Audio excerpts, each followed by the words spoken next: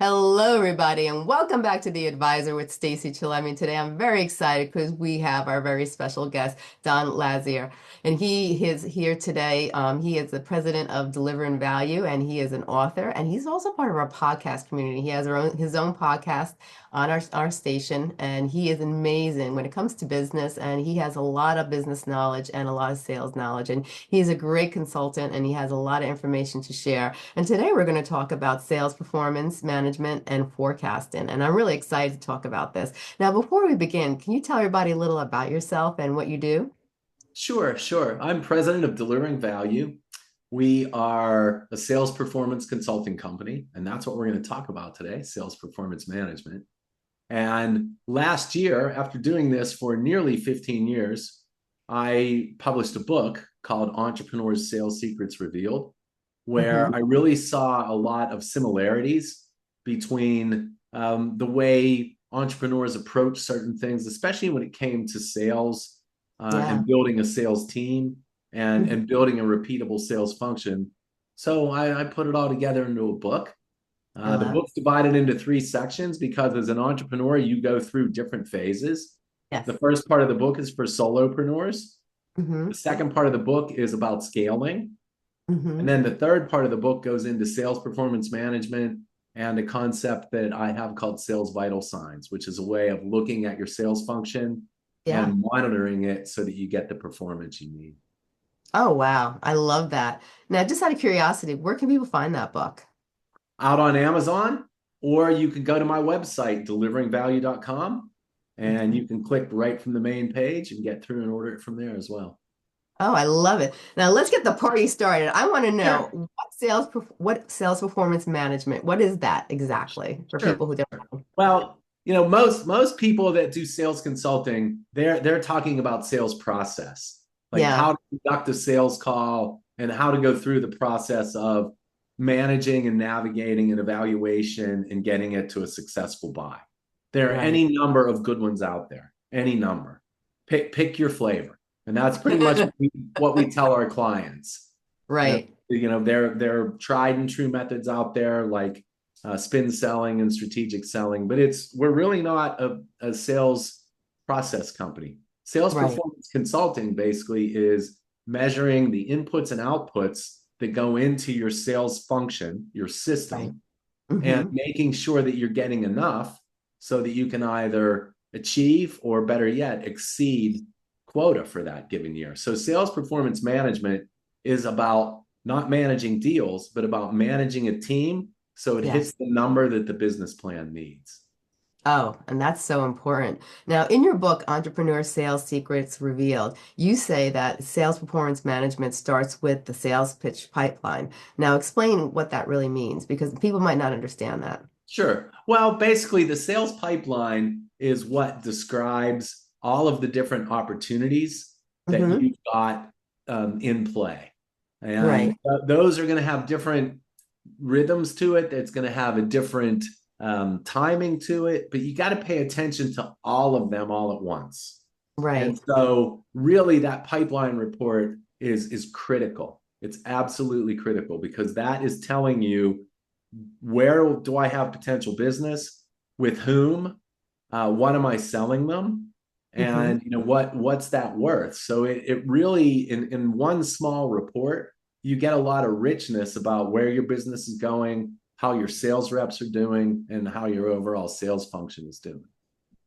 Now, do you have any specific suggestions when it comes to what type of reports or software you could use or how to set up this report? Because a lot of people sometimes don't know how to properly set up, how much are they selling of this product? How much are they selling of this product? And they think they're selling, so much until they start to look at the numbers and then they realize, well, this product isn't doing as good as I thought it was. Is there a specific way it should be set up, or is there a software that's really beneficial for Well, people, entrepreneurs?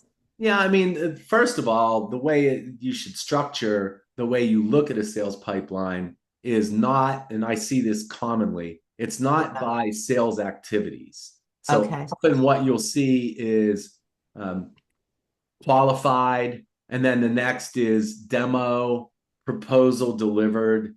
That Yes. that really does not, those are sales activities. That does not Right. describe the progression of a Hmm. sales opportunity from interest to successful closure.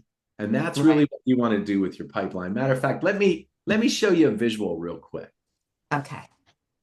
So when you're naming your pipeline stages, the best way Hmm. to go about it is not to look at those sales activities because they're going to occur. They have to move Yes. things along.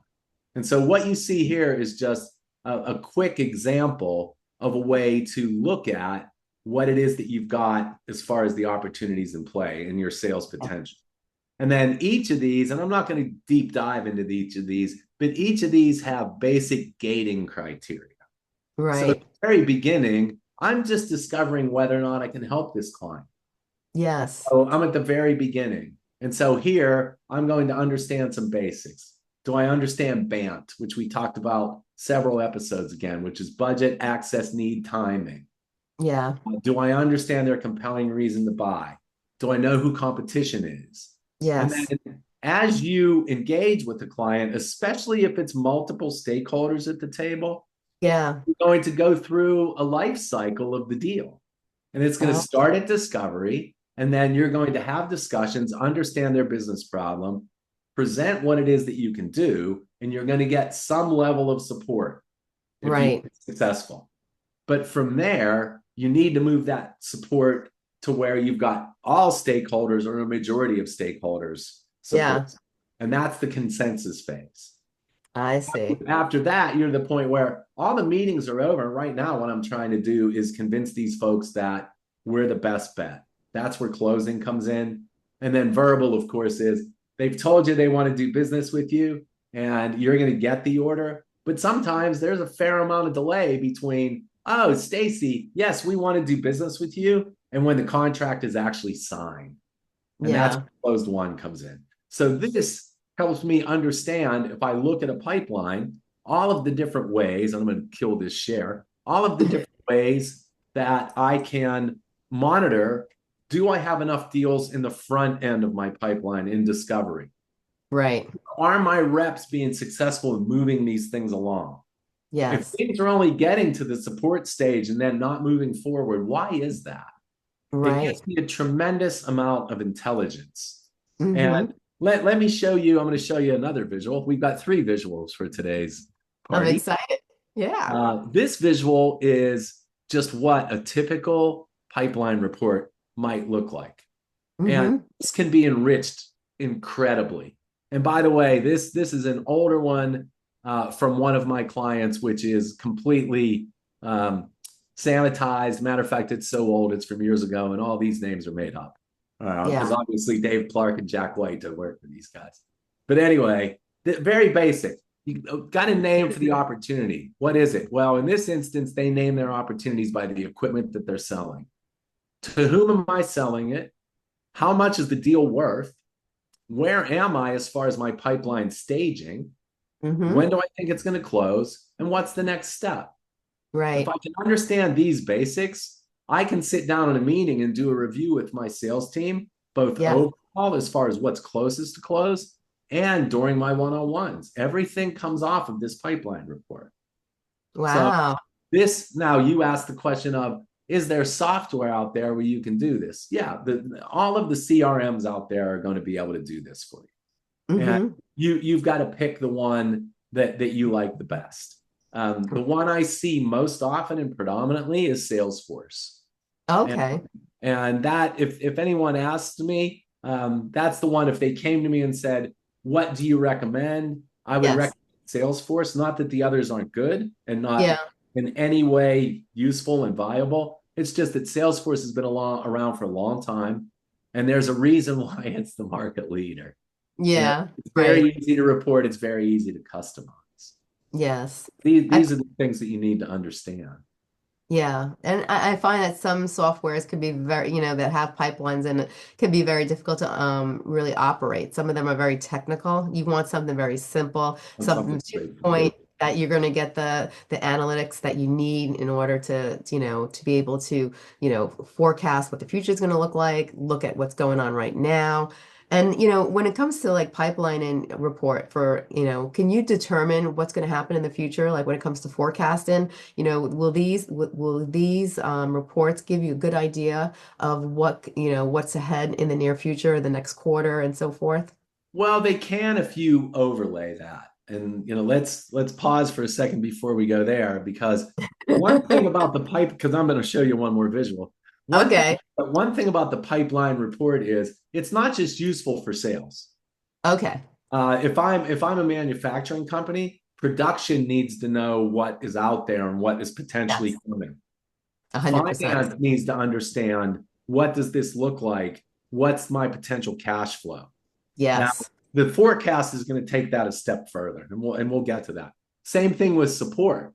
If I've got, let's say, and like one of my clients right now has this problem, which is a champagne problem, which Hmm. is the sales team has been so successful Yeah. that the service team needs to grow to keep up with it. Wow. And being able to see that pipeline report, you can understand, I'm staffed to handle this much, but if this much is going to be coming in, boy, I better start recruiting now because I'm going to need more feet on the street. Yes. So let's talk about the forecasting part. So let me go back to one more visual here. All righty. One second.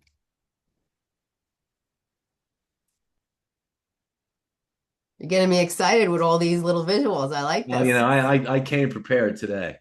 All Uh-huh. right, so there are pipeline stages, right?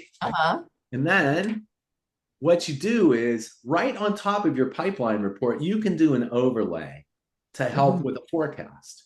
Oh, I see. And the goal of the forecast is to determine the likelihood that a deal will close within Mhm. its predicted close date, Yes. right? So what does that mean? Well, if I'm saying that it's going to close in April, then I Yeah. need to describe what is the likelihood that it's going to close. And a Hmm. common structure that you'll see, and a common structure that we've used literally for 15 years, is it starts early on in your early pipeline stages. And cleverly, we just call those pipeline. Those deals really aren't yet forecastable, so to speak. Yes. But once you start getting to support, once you start understanding deal dynamics and you move into consensus, you may say, okay, based on where this deal is, it may close in May, but May's kind of a long shot because I still have some chapters to write. But Yeah. that at least lets finance, that at least knows production, lets production know, what is the upside of this going to look like if these happen to come through, so I can be Yeah. prepared. Once you get to closing, the forecast stage for that should be likely. It's a very high probability that we're going to get this deal in April. And then, of course, if you have a verbal, that's a commit. Yes. That is, as I tell people, that's one where you are darn sure that it's coming through the door in a given month. Yeah. Simply by adding these four forecast categories to your pipeline report, Right. you're going to be able to drive something out. Now, let me stop for a second, because there's one thing that I learned a long time ago about forecasting. And Uh-huh. there's one absolutely certain thing that you can say about a forecast: it's Hmm. going to be wrong. But you want it to be wrong on the upside and Okay. not the downside, right? Right. So, Hmm. how do you do that? Well, first of all, the first thing that you need to do is you just don't take what's input by the sales team as truth. You Yeah. need you need to have a skeptic that Hmm. audits. Often that is the sales manager, or it's someone like what we do, like what I do, which Right. is a consultant who comes in, and each week you're questioning the sales team on, oh, okay, so you're saying this is going to close in April. What Yeah. makes you say that? Where are Right. Do we have finances approval? Has the Yeah. board approved this? And Right. the skeptic has to say, uh, and I'm going to pick on you as my rep. I don't care what Stacy says. This deal's not closing in April. Right. And that skeptic needs to be able to say, no, if we're going to forecast this deal, we really should forecast it out in May. Now, Right.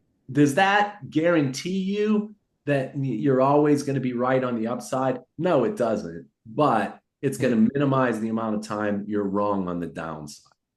But if Right. you don't have that discipline, and that's a big part of sales performance management, if you don't have a Yeah. structure and you don't have a discipline and you don't have a good, solid way of looking at the way your pipeline should be slotted, then Yes. you add a lot of uncertainty, a lot of subjectivity to things. So Oh, you a hundred really need to percent. have that stuff in place. Yes, you definitely do. And a lot of entrepreneurs kind of slack in that area. And it's a very scary thing because that's an important aspect of success in your business. Yeah, and I don't know that they necessarily slack at it. It's just that it's something new. They haven't done it all the time. Yeah, that's Like exactly I it. said earlier, right? Where it's just like there's this tendency to name your pipeline stages on sales activities.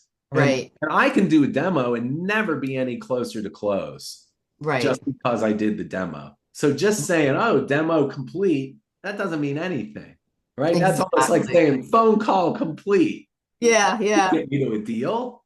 Right? What gets me to a deal is establishing need, Right. repping the people on the client side to get their Yes. support, having them Mhm. agree to that value, and then Yes. and then getting successfully eliminating competition so you win.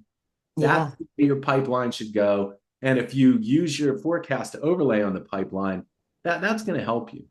Now, Yeah. clearly, we're talking for entrepreneurs. Larger companies, they have very sophisticated systems to look at this and can do Yeah. calculations. But having worked for a multi-billion-dollar company in the past, full time, Mhm. even those forecasts can be wrong. Right. There's Right. so many different variables. So one word of advice on monitoring and doing a forecast is you have to do it every week with your sales team, every Right. single week, because a forecast is always going to be a snapshot in time. Right. And deal dynamics change all the time. People leave and go elsewhere, so your support Yes. goes away. Company gets sold. Company ends up in litigation, and suddenly budgets are tight. Company Right. new CEO and freezes all spend. There's so many different things that can come into play. So this stuff needs to really be looked at with discipline. Yes. And that's so important too. And when it comes to forecasting and doing your report, it doesn't guarantee you a sale, like you said. No. You really have to, to me, it seems that you really have to be engaged with your potential client and really develop a rapport. Because sometimes people look at the pipeline and they're trying to do what the pipeline says, but that rapport, I think, is so important. That contact, that developing that trust, that bond, and that understanding between two people could actually help the sale as well, I think. Oh, no question. Rapport and credibility are table stakes. You're not going to sell anything to anyone if you don't have either. Exactly. All you're going to do is maybe get lucky every now and again and take an order, and that's not selling. Exactly. Exactly. Exactly. Now, is there specific things like you went over the different areas of the pipeline? Is there specific things that people should, because there's different industries that people should have in their pipeline, or just what you showed us today is basically Well, what, no, I mean, you can enrich that in any number of different ways. I mean, sometimes it's like I'll see the product being sold in there. yeah, So, for example, I have a client that's a medical imaging client, and so they can sell anything from a sonogram, ultrasound machine, all the way yeah, up to MRI. So they've got these big product lines. You want right, to right. understand that, or you might want to understand the models that you're selling. Um, Yeah, Companies may want to understand which vertical they're selling into, and I've seen that right. too. Where if I apply in different industries, all right, what's this deal? Oh, this deal's in food and bev, but Yeah, this deal's in healthcare. Or, right. and I actually have had a client that can sell into both with the things Yeah, they had, and they would actually track that. right, What's the vertical? What are our healthcare deals? What are our food and bev deals? What are our aseptic packaging deals? right. Um, you can also add some additional things to it, such as age of the opportunity. So when was it created and how long has it been in there?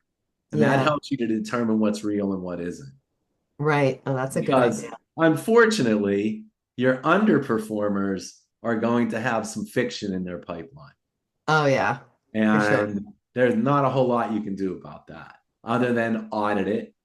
Right. and question per pipeline that really corresponds um, to the actual phases and stages that you have. But at the end of the day, the key to success when it comes to sales performance management is the Yeah. person who's leading the charge. Who's that Right. sales performance manager? Right. So let's talk about that a little bit because we go into this in the book, and I really think that it's critical, which Okay. is there are really four pillars to successful sales performance management. Mm-hmm. The first one is structure. Yes. You got to have a structure that you're managing to. It can't be willy nilly. I'm Yes. not involved with companies where the Monday sales call really is just a free for all. Hey, Yeah. Steve, tell me what's going on. Jimmy, what you got going on down there? Right. No, Yeah. no, no, no, no, no, no. Uh-uh. It's got to be structured. And the next podcast that we're going to do, we're going to go into sales vital signs, which Right. basically looks at those different inputs starting with interest, and then all the way through the outputs, which is, am I selling and am I delivering the quota? Right. Uh, Beyond that, and I've mentioned this a couple of times, sales performance, an effective sales performance management leader is going to have discipline. This Yes. is stuff that you must do every week. You got to have the weekly call, and you definitely have to have the weekly one-on-one. The Yes. only reason not to do a weekly one-on-one is if your sales cycles are excruciatingly long. Other than that, you want to do it weekly because you want to Yeah. continue to remind your reps that you want to see new stuff coming in. So, what have you done since last week that you've created, and Yeah. what's new in these deals? But that Right. has to be inviolable. I've been working with a medical imaging client for 5 years now, and the CEO makes it crystal clear. We do our one-on-ones early Friday morning. Yeah. If you're not going to make the talking to the reps, if you're not able to make that one-on-one because you have a meeting or you're on vacation or whatever, it is your responsibility to make sure that's scheduled for that week. So we never miss. The only time we miss is if I'm on PTO, which I don't know that I even get PTO since I'm a business owner. Uh, Now, once you have structure and you have discipline, the next thing you need to add is visibility. And Right. this is where CRMs like Salesforce or HubSpot or some of the others out there, I don't mean to exclude anyone because they all can deliver this in different ways. And Yes. I'm a big fan of dashboards. Yeah. You've got to have sales dashboards that describe what you've got in the pipe. You've got to have a forecast dashboard. And then I also have a dashboard that's actually just called sales performance. And it Right. goes in and it shows where people are in relation to quota, who's selling what when. And Yeah. also, for anyone out there who has not been a professional sales manager, but they have to have sales folks that they're managing as part of being an entrepreneur, Yeah. um, you've got to use that as a way to very nicely make them compete against each other. Right. Salespeople, most good salespeople, they want to be number one. Yeah. And if you're showing those numbers every week, and I love showing a leaderboard once a month. Hey, Yeah. here's the leaderboard. Who's in the lead? Stacy, way to go, Stacy. And Right. the other ones are going, to be number one next month. Uh, Yeah. and you don't want that to become in any way poison, but Right. there's nothing wrong with friendly competition. No. I No. play golf, and I play golf with people that I'm very friendly with. But when we go on Yeah. the golf course, I want to beat them. Yeah. It doesn't mean I don't like them. Yeah. It just means that, hey, and that dynamic is especially in play with salespeople. So you got to have that visibility. Right. Conversely, it also shows your underperformers, yikes, I'm behind. Yeah. And thirdly, when the time comes, if you have a performance issue and you need to make an adjustment, Yeah. then you've really got facts that can back you up to say, Right. hey, I don't know why this is a surprise to you. We talk about this every week, and it's there on the dashboard. So, I really shouldn't have to be telling you that you're behind and that we've got issues. Yeah. And then lastly, the fourth and perhaps one of the most important, in my opinion, is accountability. All Hmm. of this stuff is great. Structure's Yeah. great. Discipline, great. Visibility, great. But sales performance management is about performing to a number. It's almost Yes. like your sales team is a sports team. Right. They have to deliver a winning record. And if they Yes. don't, your business is going to suffer. And Yes. so accountability is one of those things. Now, accountability doesn't have to be you're either hired or fired. Right. Accountability can be, look, Stacy, you're behind on your numbers. We need you Hmm. to improve. Yeah. That's a verbal. Hey, come on, let's what do we need to do to help you get better? But the Yeah. next step, of course, is a formal performance improvement plan Right. where it's just like, look, here are the specifics that we need from you, and Hmm. when you've got those connected to sales vital signs, which we'll talk about next week, that makes that conversation a lot easier. Right. Or, it's all out in the open. It's not a surprise. Right. Everyone understands that you need to perform. Everyone understands that the job is to hit the number Yes. and not just sell. Exactly. And we'll Exactly. we'll tell folks that all the time. You weren't hired to sell stuff. You were hired to hit a number, and the way that you do that is by selling stuff. Right. Exactly. Exactly. And that's so true. Now, when you audit, like, is it should a entrepreneur like look at their numbers on a monthly basis, or is it something that they look at 1 week compare and they compare it to the following week, or probably monthly is probably the best way to look at something, or is it quarterly? Like, how should someone compare their progress? Should when they're looking at their pipeline and they finished for the week, should they look, how did they do that following month and during that week, or do they look every month, okay, I made X amount of dollars this month, I sold this amount this month, and this month, now we just finished, let's say we just finished March, I'm looking at February. Do you do comparison? Like, what's the best way entrepreneurs should keep track of their sales, their profit, their overall, productivity? Sure. Well, first of all, in every business has a cadence that it operates to. It has a rhythm. Okay. So if you're selling things where your sales cycle is very short, and Mm-hmm. there are certainly items out there, right? If Yeah. I'm whatever, let's say I'm selling um, plates into restaurants. Right. Those aren't long evaluative sales cycles. Exactly. They're very short. So in that Mm-hmm. instance, you may want to even look weekly as to what's going on, what's your close rate, excuse me, etc. I think it's always a good idea to compare to the month prior, Yeah. to the quarter prior, and to the same time last year. Those Okay. three things are all good, because comparing it to the month prior, that's kind of a fun fact. But Yeah. the nice part about that is it becomes a little more important when you look at that quarterly. Right. Um, and then it becomes a little more important when you're looking at, how do we do before and why are we not doing as well? Is it Yeah. because we don't have enough in the pipe? Is it because we're Right. not closing things? Do we have a product issue? What? Right. Right. So it really depends on the business and how to go about that.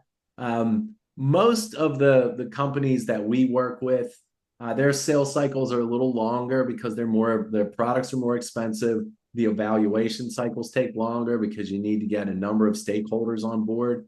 Uh, Right. we always look at the pipeline in monthly buckets. What's going Hmm. to close by the end of April? And Right. one of the things that I always do, and it's basically just a picky housekeeping thing, is when I get involved with the company and they've got a rep saying that's going to close April 17th. Well, honestly, the chances of that happening are pretty slim. Right. So when you're looking at things like this, just put it in monthly buckets. All of Yeah. your close dates go to the end of April. I don't care if it becomes at the beginning of April, Yeah. because I'm only worried about how we perform monthly and how those months add up to perform quarterly. Uh, Exactly. and then, of course, the comparison to last year is, or even last quarter, are we growing? Right. And if we're not, why not? And where are Exactly. trends? Right. So one nice thing, if you've got good pipeline discipline, is I'll always save out every quarter one of Hmm. your pipeline reports to see where it is. And then Yeah. over time, you can look back and, if you've done it for years, you can look back and go, where were we 5 years ago? Right. And when you're growing, that's a wonderful thing. Like, Yeah. hey, look at this. 5 years ago, we only delivered 3.7 million in sales. This year we did 8, or whatever the case may be, right? Yeah. That's satisfying. That's something where you can be like, because sometimes it's very difficult when you get bogged down in the day to day to really Yeah. realize what kind of progress you're doing Yes. and what That's kind of very true. progress you're making. That's so true. That's very true. Now, if you had to take today's conversation, you really wanted to emphasize on some important factors, what are some of the things you really like to emphasize to the listeners that you'd like them to really remember from this conversation? Sure, a couple of things. You have to have a structure. Hmm. Can't do without it when it comes to sales performance management. Yes. And that structure has got to match up to a sales cycle, not Hmm. sales activities. Right. Beyond that, you've got to have a leader that's out in front of that is paying attention to whether or not a team is progressing as needed towards the number for that year. That Right. really comes down, that's really what it comes down to at the end of the day. Have Right. the structure, audit it. Are we getting what we need? And then, of Yes. course, the 4 ingredients that I mentioned before, right? Structure, discipline, visibility, accountability, all 4 very important things. Those would be the biggest takeaways. I love it. I love it. Now, where can people find you? You can find me on LinkedIn. You can find me on the internet on deliveringvalue.com. And if you want to get the book, go get it on Amazon. It's only $14. And it's only 150 pages. So you could read it from cover to cover on an airplane flight. Now, Wow. Yeah. what makes this book maybe a little different than others is there are accompanying templates and Hmm. examples and exercises that come along. Right. So there's some practicality to it. I So love. if you're a solopreneur, in about 50, 60 pages, you can get a whole lot of good stuff, Yeah. because I really tried to focus on distilling things down that had been learned, as one of my old professors used to say, pearls of Yeah. wisdom and rubies of knowledge. Yeah. Uh, Yeah. so, it's a tight little book that is a lot of practical experience and advice in it. I love it. I love it. Now, tell everybody some of the services that you provide. Sure. Um, 3 different things typically.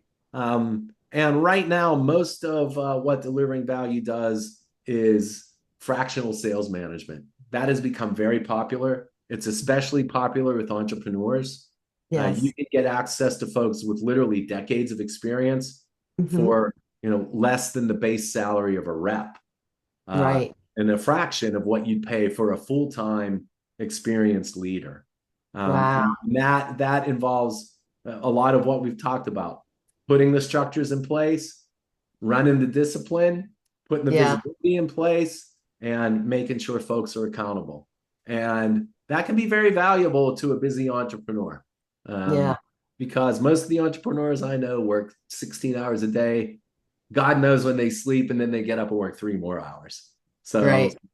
there's a lot that goes on there. Also, one-on-one sales coaching, and that really becomes helping folks understand how Yeah. to better gain rapport, how to ask better questions so that you're driving to value, so that you actually get credibility. um, Yes. how to make sure that you're successfully pitching to someone. Yes. I mean, just all those really fundamentals that come Yes. into a successful sale. And then the third is sales message alignment. Hmm. Often, what we see with entrepreneurs, especially tech entrepreneurs, is Yeah. a potpourri of features and not distilled benefits. And Yeah. we talked about this in the very first episode that we did. You want to try to shrink things down to your big 3. You Yes. can do that, you can be very successful, because then Right. you've got a mantra that you just Yeah. repeat over and over and over again, like a refrain in a song. Right. We'll get involved and do that as well. And sometimes everything that I just talked about becomes part of an engagement. Yes, We're it come does. in, let's grow the team, let's hire some additional people.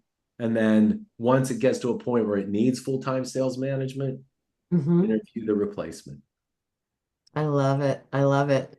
I think, what you shared today is so important because, a lot of people sometimes they miss the important, aspects. They can be so minor, but it could change your business around. Even just the four pillars, it's so simple, but yet if you're missing one of those pillars and you're not doing something exactly the way you should be, it could really, change things and make things, lopsided for the whole company. And sometimes it's just the simplest things, just knowing how to do things in a correct manner and doing it the right way. And especially it seems, communication is key, having that communication and having that, and having that workplace where it's a fun environment, but yet it's a serious environment where they're working together and they're having fun, but yet they're getting to the grind and they're doing what they got to do in order to help the company grow as one. Sure. A turn of phrase I often use is it's not about being brilliant, it's about executing with brilliance. I like And that. I sometimes like that can mean just a few things, just like the four pillars, right? Right. If you subscribe to that and you do a great job of executing to that, you're going to see results, definitely. 100%, 100%. Well, Don, this has been amazing. Thank you so much for coming on the show today. Sure, I my really pleasure. appreciate the knowledge you share, and you have such great wisdom. And thank you so much. I really appreciate you. Thanks for having me. You're welcome. You have a great day. You do the same.